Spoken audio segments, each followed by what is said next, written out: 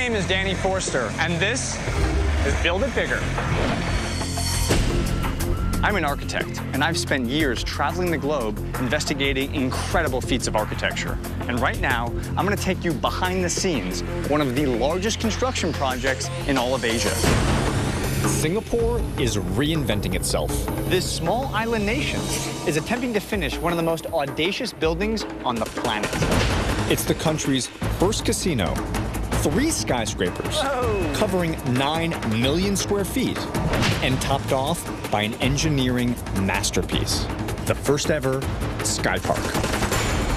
Longer than 3 football fields, with gardens, swimming pools, and restaurants, all higher than the Seattle Space Needle.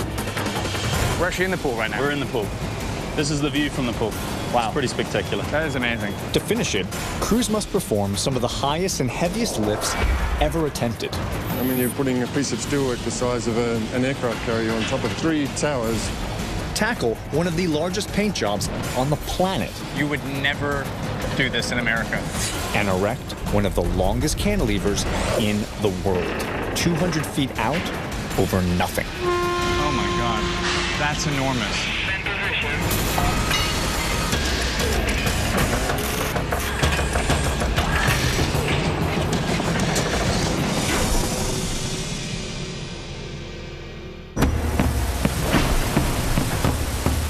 I'm in Singapore, a tiny island nation with less than 5 million residents. In fact, the entire country is smaller than all of New York City. Located at the southern tip of the Malay Peninsula in Southeast Asia, the main island of Singapore is both a city and a country, one of the most densely populated in the world.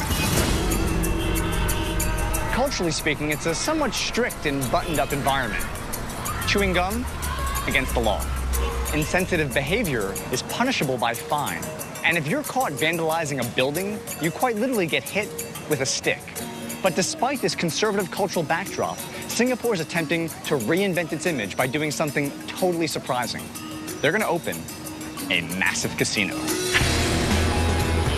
With no natural resources of its own, Singapore is risking $5.5 billion in hopes of cashing in on the gambling boom exploding across Asia. It's a pretty significant gamble because for Singapore, you've never had gaming before at this scale. You've never had a resort at this scale. Yes. You're taking a kind of a major leap.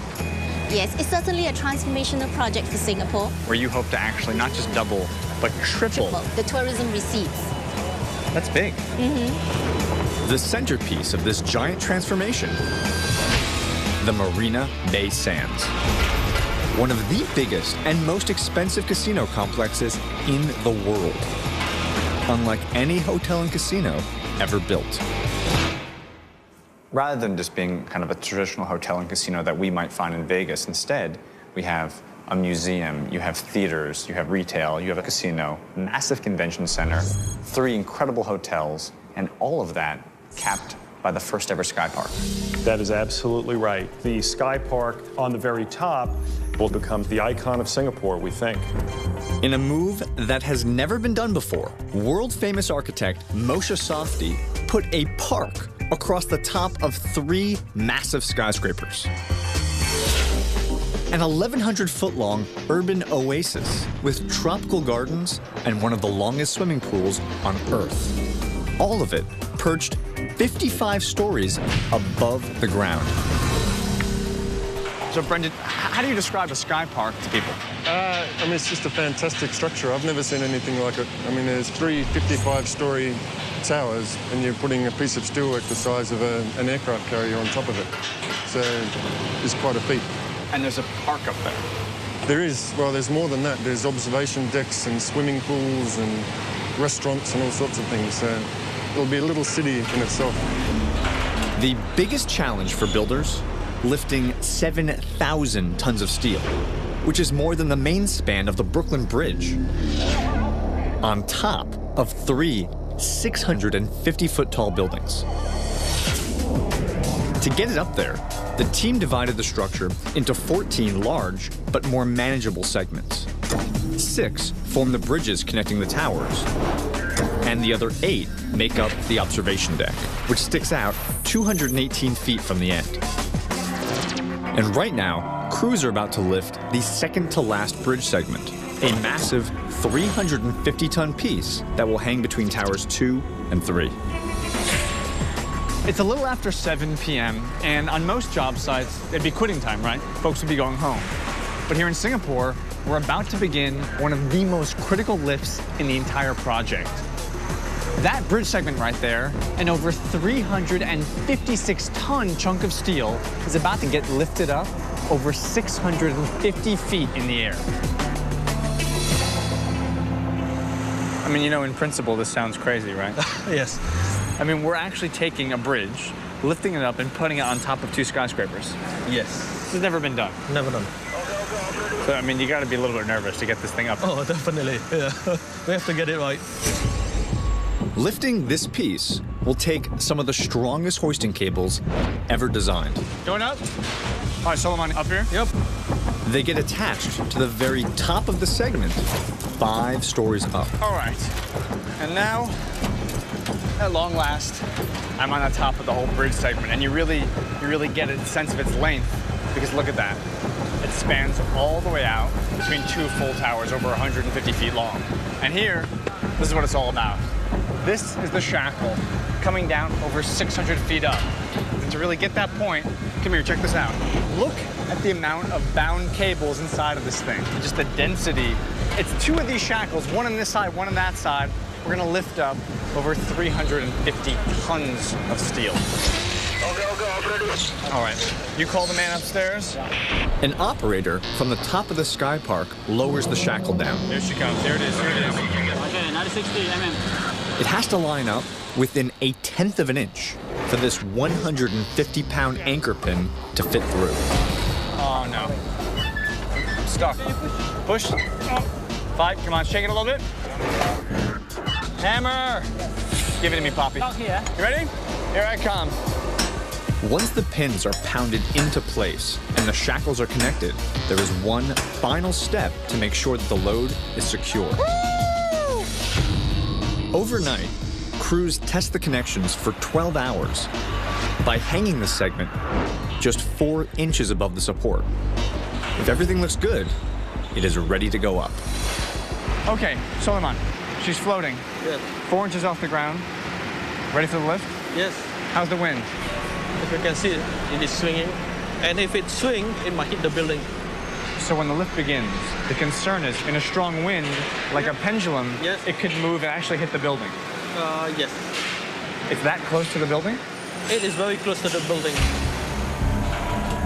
Because of the curvature of the towers, this piece must pass within 10 feet of 2 glass skyscrapers on its way up. Any wind over 5 miles per hour is enough to call off the lift. So are we good? Are we ready? Yeah, good. So it's now okay to go.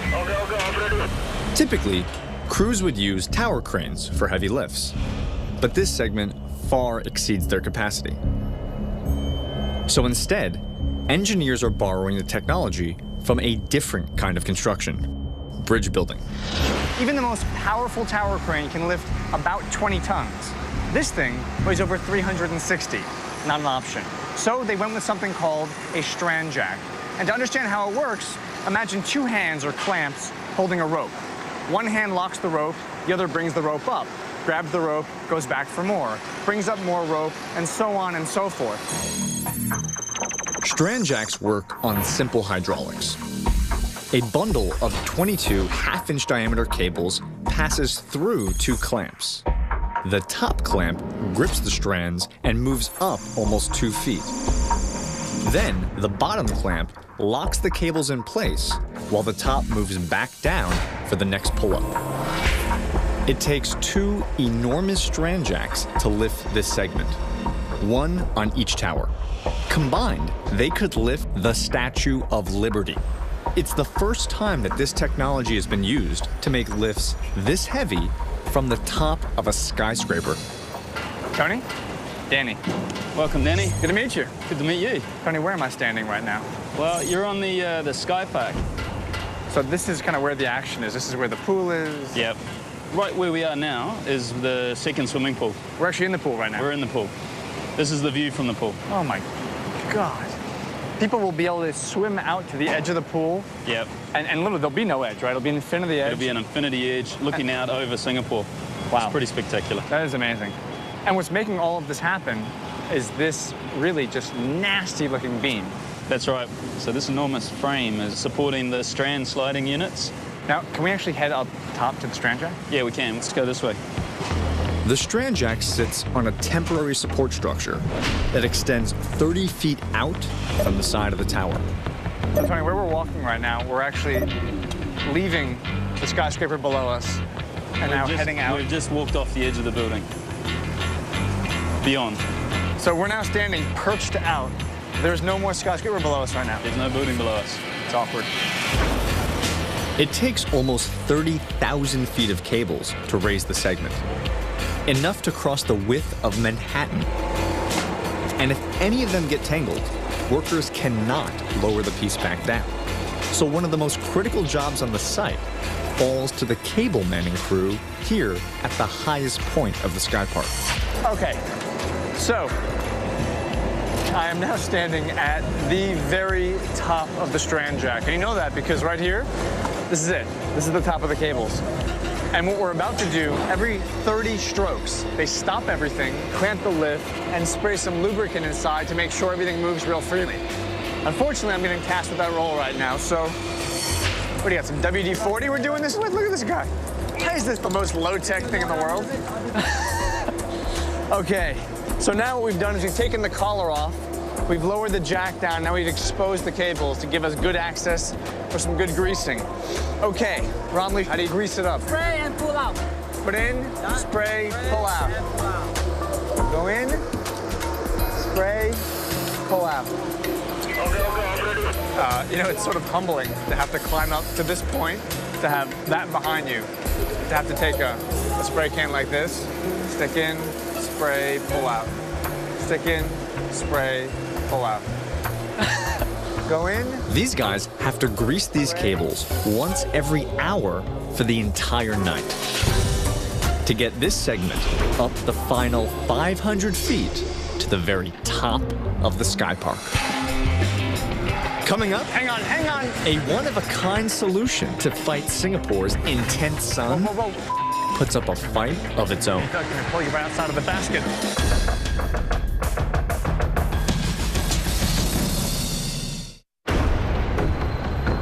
Singapore is just 14 miles long. And with literally nowhere else to expand, this tiny island is increasing its footprint by actually filling in the sea, creating almost 1,000 acres of land on which to build an entirely new downtown. So tell me something. If I were standing here 5 years ago, what would I have seen there? Well, 5 years ago, you wouldn't see the floating gallery, you wouldn't see the wheel, you wouldn't see Marina Bay Sands, neither would you see the financial center. So this is a radically different skyline in just 5 years' time. Yes. Singapore's evolution involved 30 years of land reclamation, followed by 5 years of construction, all culminating with the Marina Bay Sands. So 5 years ago, this would have been called the old downtown of Singapore. Yeah. And now with the Marina Bay Sands completed, this becomes the new downtown. Yes, absolutely. The Marina Bay Sands' 3 hotel towers will offer guests phenomenal views of Singapore's new downtown. But they also had to be a stunning centerpiece for the city's redevelopment. So, to define their curved silhouette, the architect clad the tower facades with 1,900 glass fins, which also perform a key functional role for the building. The western face of the towers gets the most intense afternoon sun, so when the light hits the fins, they actually deflect the sun's rays, casting a shadow that reduces the heat on the hotel rooms by 20%, while still enabling clear views of the bay. But this distinctive design feature is also one of the most difficult to install. I think today is gonna be one of those days where I go and do something that I kind of think I shouldn't do, but in the name of really understanding how it is they build this building, we're gonna do it anyway.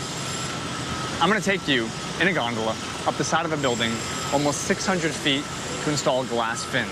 And the guys who are going to help me do it are right here. Terry? Hi, Danny. Good to see you. David, how are you? Danny, good. Not bad. What are we up to, fellas? We're actually going up to the top.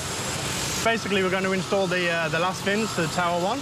And these fins are actually hanging perpendicular from the facade of the building. That's correct. Each fin is 10 feet tall and weighs 400 pounds.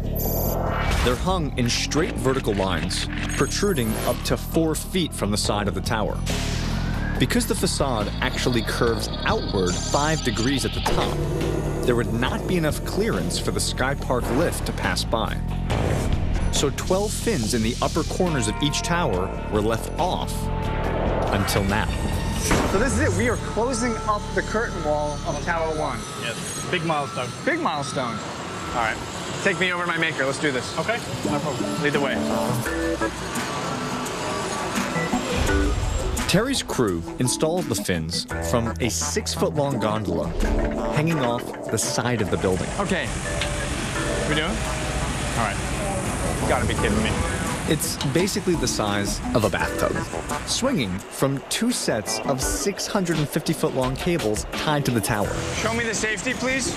It's so precarious that I'm going to be tied to a separate cable in case the main cable fails. Okay. Thing is on. This goes up. That's in the case of dying. 1 beaner, 2 beaner, 3 Forster, chin strap, pants. I mean, there's really nothing else you need. Just gonna hang some glass to my boy Jay. 600 feet in the air. Right, man? Give me some skin. Buddy? We're gonna be great. Yeah, here we go. The gondola travels at just 0.2 miles per hour. Here I come. Moving along, just moving along. So it'll take me more than a half hour to reach the top. Oh my God. This gondola looks like it was built by the Unabomber. Sometimes I don't really feel like I give you exactly what's going on for me right now, so I want to give you just a little taste of what I'm seeing. There is a fantastic view of Singapore. There is Jay, my chatty friend. And there is not a good situation. All right, we're almost near the top, and you can tell because the building is beginning to bend back on itself and get closer to me. Right there, check it out, we're about 80 feet from the top of the building, and you can see, if you look up, you can actually see the missing glass panel. And as I approach the top of the skyscraper, they're prepping the glass. There she is. Oh, the wind is really moving up here. That looks safe. Hey, fellas! How are you? How are you? Okay. Nice weather, huh? Okay, this is something you don't see every day. I'm outside a skyscraper, and right here, right now, I am touching the top of the building. We are on top of the skyscraper. All right, who's ready to install some fins? Each fin is a custom-built pane of solid glass. I got the line.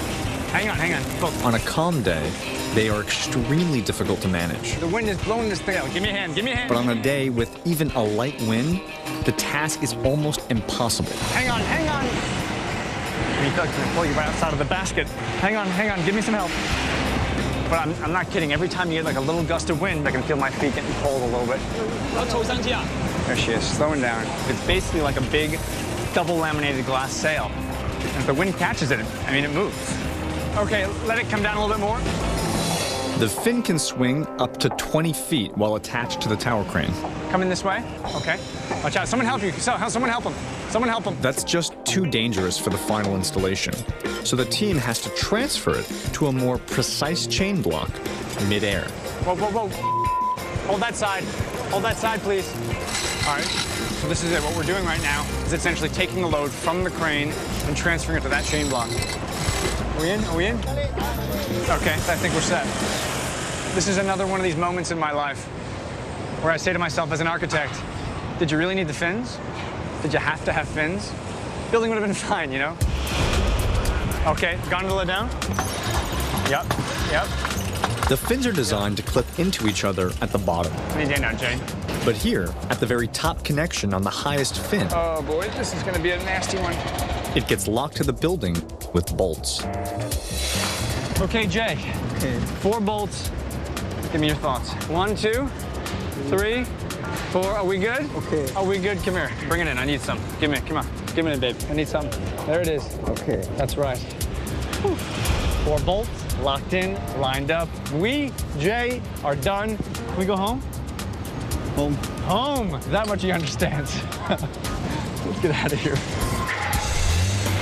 Up next, building one of the longest and highest cantilevers in the world, jutting out more than 200 feet over nothing. Oh my God. That's enormous.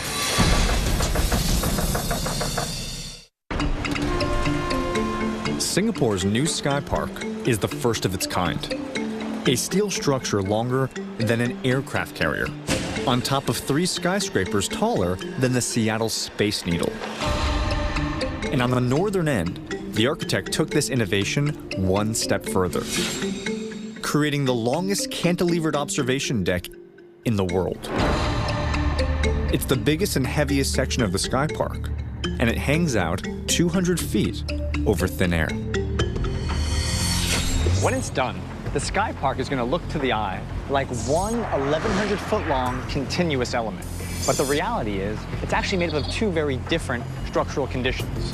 Bridges on the one hand, and something called a cantilever on the other.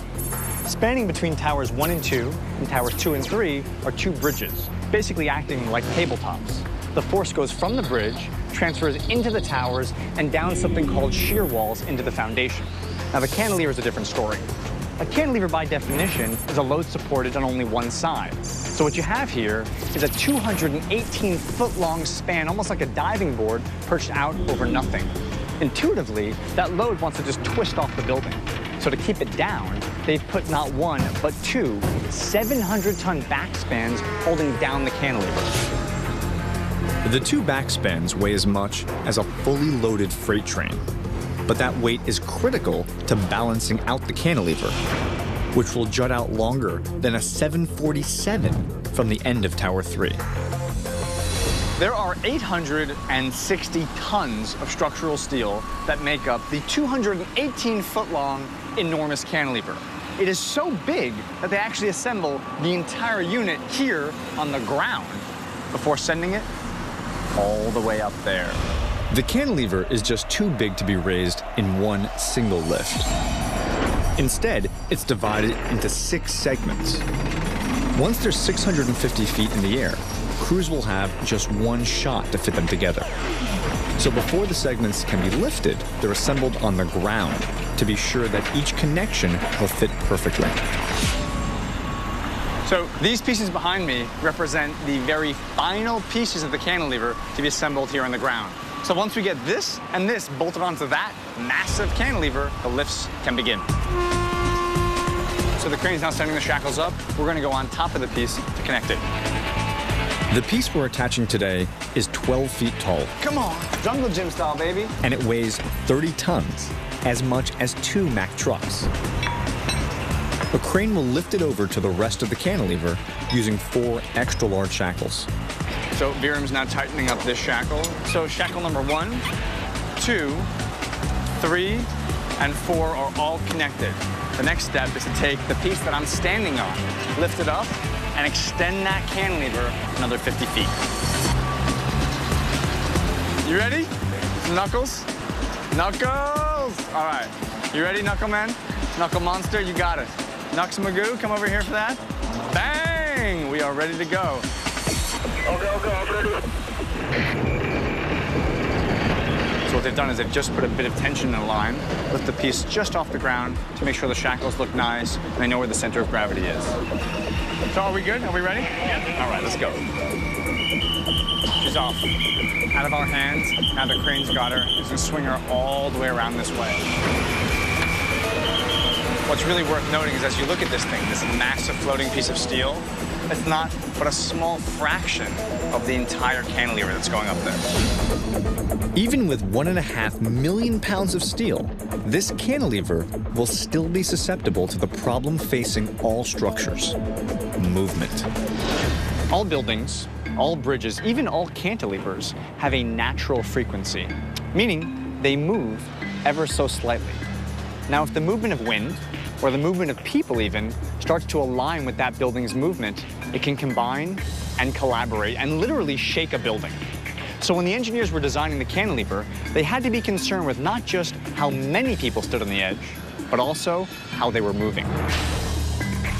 This cantilever has been designed to withstand wind and earthquakes, but its most dangerous threat could come at the hands of a DJ. Yeah, it's thousands of tons of structure up there, so you and me jumping about, it's not going to do very much. But if you get 100, 200 people all jumping up and down at the same frequency, then it can actually excite the cantilever and you actually start to feel it. Right. It would take hundreds of people dancing to the exact same motion. Yes. Like the Macarena. Yes, that's right. And believe it or not, our dynamics engineers have iPods with thousands of songs in them. No way. That actually have the frequencies of all of these songs. So, once we actually find out what the frequency is, in theory, you can say you can dance the Macarena, but you can't dance the bus stop or whatever else. That can't be true. Is that true? Yeah, that's right. So you're telling me that some engineer is doing intense load calculations and solving the fact that this thing can take the electric slide, but it cannot take the achy breaky heart. And they know that in advance, and it's been designed. More or less, yeah. Imagine the party, like the party's going great, a big wedding, and all of a sudden someone puts on the Macarena and is like, no! Now that the piece has made its way over to the rest of the cantilever, the next major challenge is lining this giant segment up for attachment. So the piece is now literally sitting right on top of my head. And just imagine, on top of this incredible white long piece of steel will soon be a garden, a pool, and a dance party. Slowly guide it down. Something incredible about lifts like these is that the first 99% happens almost instantly, and now it gets down to the details. Pushing it, pulling it a matter of inches, to get all of these holes lined up, to get the bolts in, and take the load off the crane. Once the piece is in place, the crews have to line up all 1,500 bolt holes. There are so many bolt holes. They'll connect about a third of them here on the ground to make sure everything fits together before liftoff, because there are no second chances once this piece is airborne. So this is how one fits into the next piece right here. You have these two plates on top, and they're sliding over top of the previous cantilever piece. Here it is, it's coming in, it's coming in. Once she's there, we'll put this pin in to lock the piece together so we can release the crane and move on. About 2 inches. Just about there, just about there. Okay? Yeah. Use the hammer. The pin secures this new piece to the rest of the cantilever, so bolting can begin.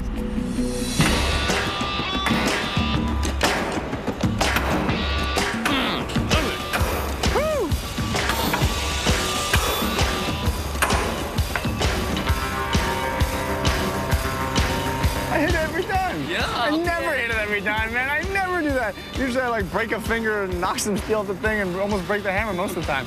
I knocked the crap out of that thing. Well, as you can see, the piece is in its final location. And now from where I'm standing, I think you can really get what this thing is. An 860-ton, 218-foot-long steel diving board that's going to be perched out over 600 feet in the air. And coming up, a hotel like no other, with a lobby bigger than a cruise ship wrapped in glass. This is probably one of the most spectacular corridors I've ever seen. But first, what is the maximum number of people the Sky Park can safely hold at one time? The answer after the break. The answer to the trivia question. 3,900 people can safely be on top of the Sky Park, but only 900 of them can be on the cantilever. Singapore is the gateway to Southeast Asia. And for the past century, its economy has depended on its location as one of the world's busiest shipping ports. But this city is in the midst of a makeover.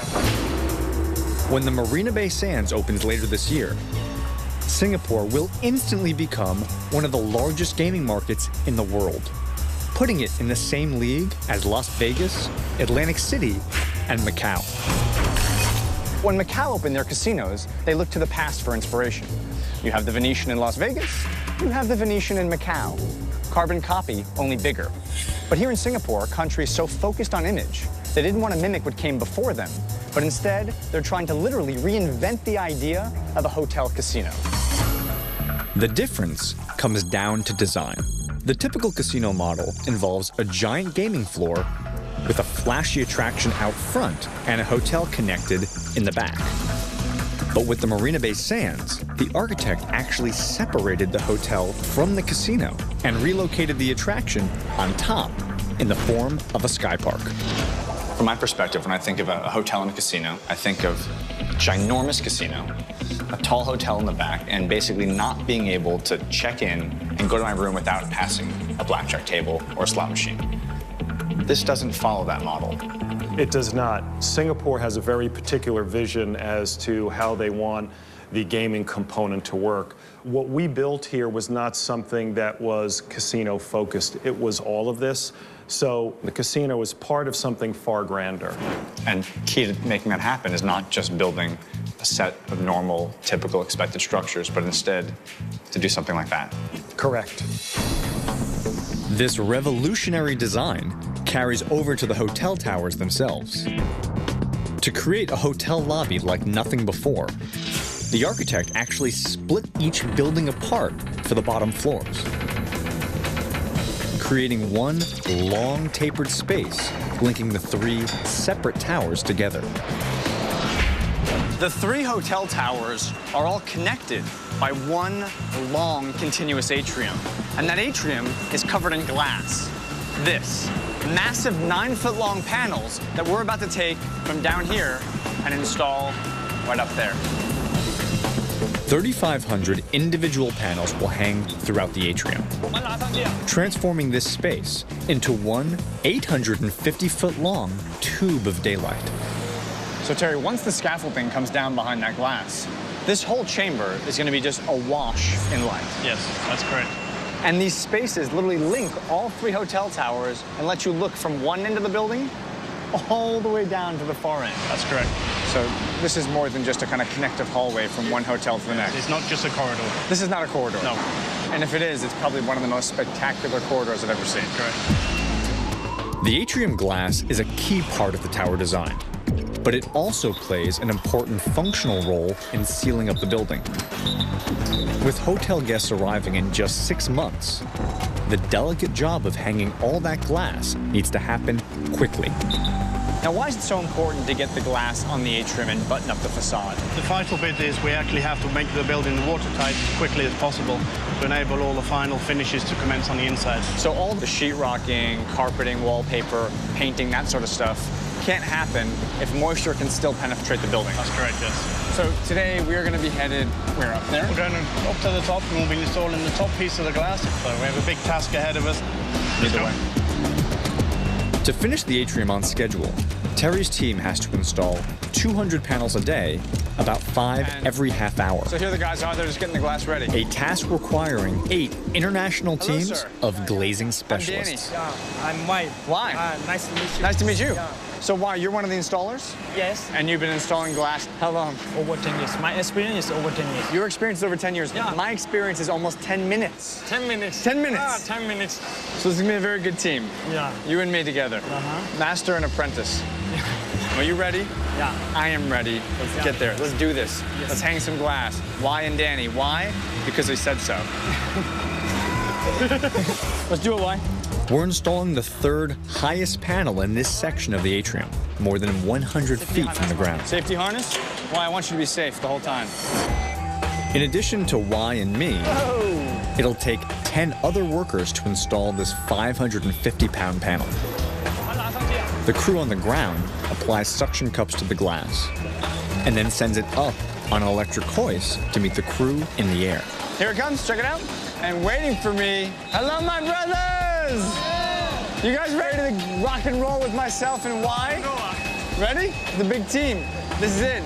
This is the Singapore Glass Stallions. All right, here it comes. It's a big piece of glass, huh? Why? Yes. What are we doing? What's the first step? The first step is we need to take off the handle. Yeah. So I'll take off that side, you take off that side? Yeah, take off only the handle. Turn only. Yeah, yes. All right, I don't want to drop it though. Don't want to drop it.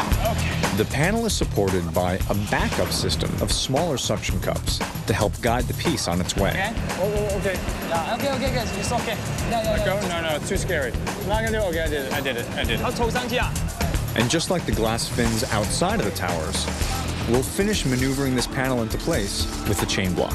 Yeah, okay, guys. Okay, so the chain block has lifted the glass panel to just about the height, as you can see, of the previous panel.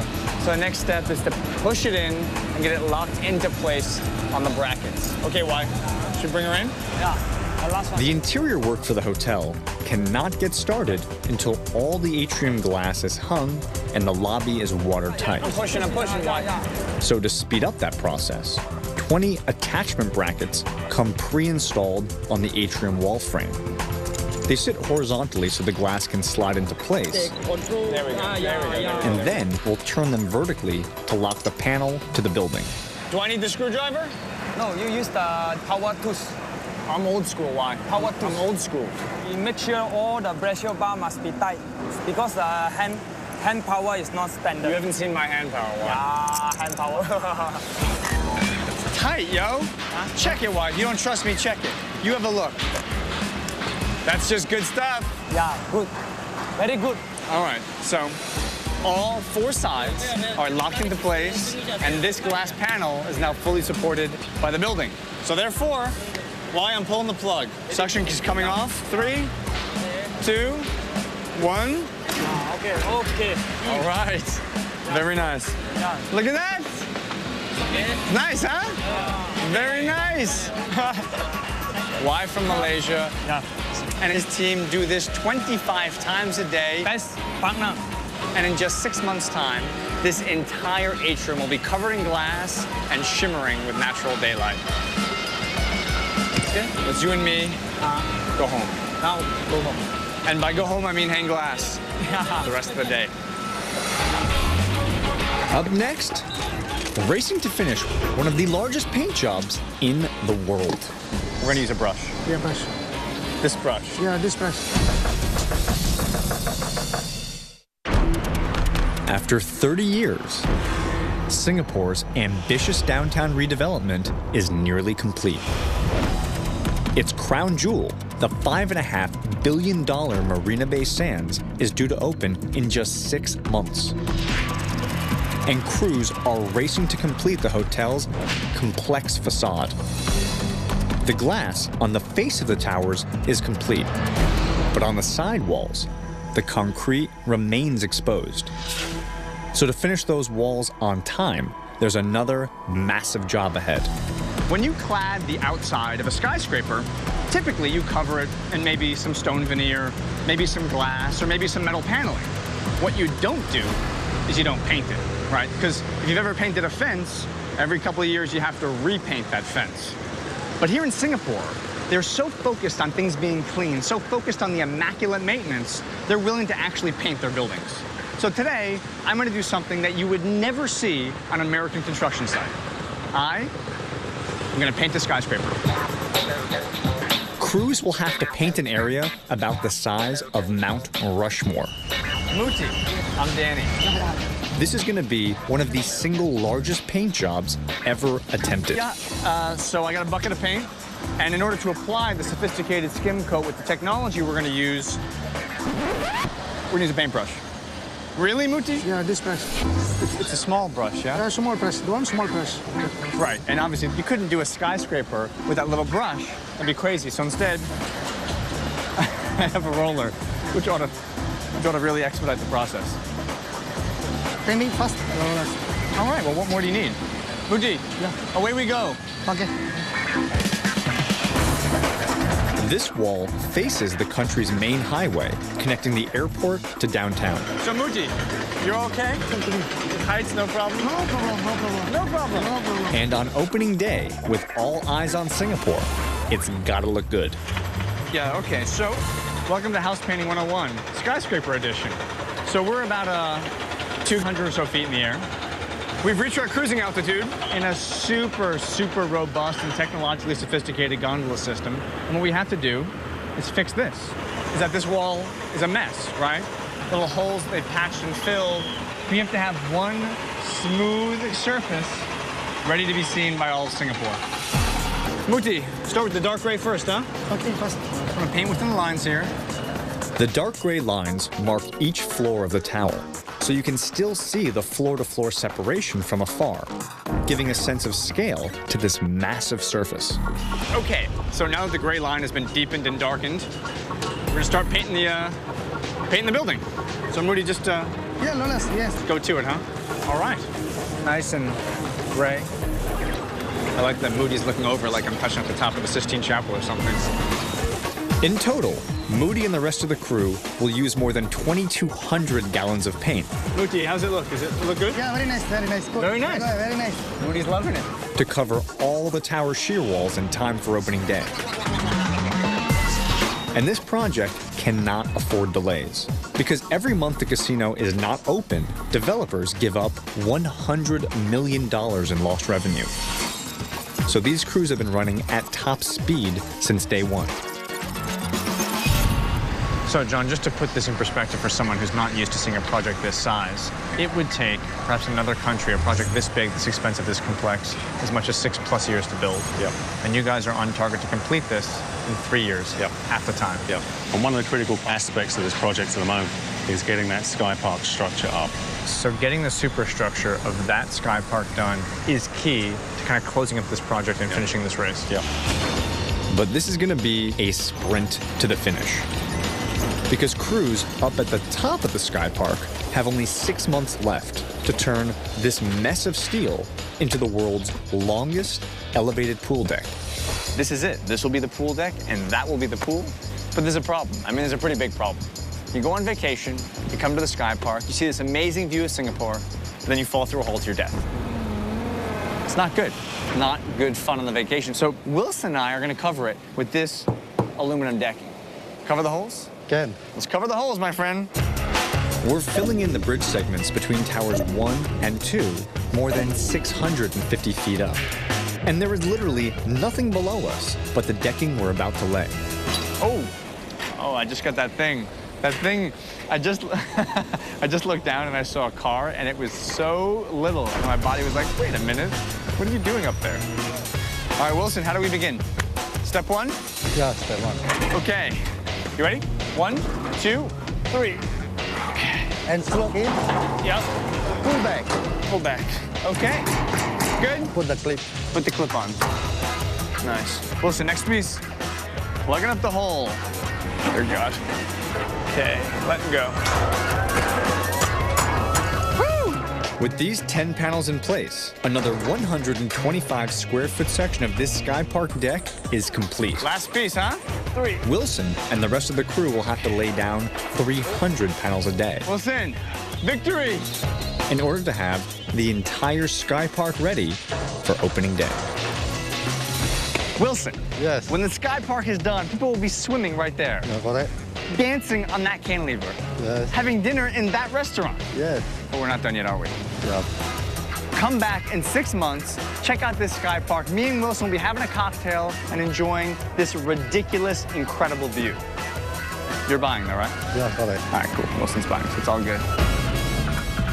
When the Sky Park is complete and the Marina Bay Sands opens, Singapore will join the ranks of the world's top gaming destinations and fulfill a 3-decade-long quest to reinvent a nation.